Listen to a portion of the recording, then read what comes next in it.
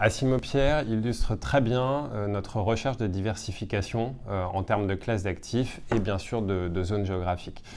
Deux exemples là-dessus, une acquisition réalisée au mois de décembre qui concerne un ensemble de commerces en périphérie dans les Yvelines, à Clé-sous-Bois. C'est un volume d'investissement d'un peu plus de 75 millions d'euros qui héberge des enseignes nationales sur une zone de chalandise de près de 500 000 habitants.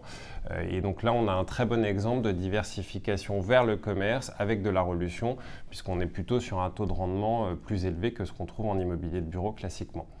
Un deuxième exemple, c'est un portefeuille de commerce de périphérie, là encore, c'est une enseigne de sport nationalement connue et qui est répartie sur l'est de la France, à la fois nord-est et sud-est. Et s'agissant d'une enseigne de destination en très bonne santé financière, on est tout à fait confiant sur la pérennité des revenus locatifs de cette acquisition. Une autre illustration peut-être, ce coup-ci dans le monde de l'hôtellerie, c'est une opération en hôtellerie à la montagne que nous sommes en train de sécuriser pour le compte de la SCPI.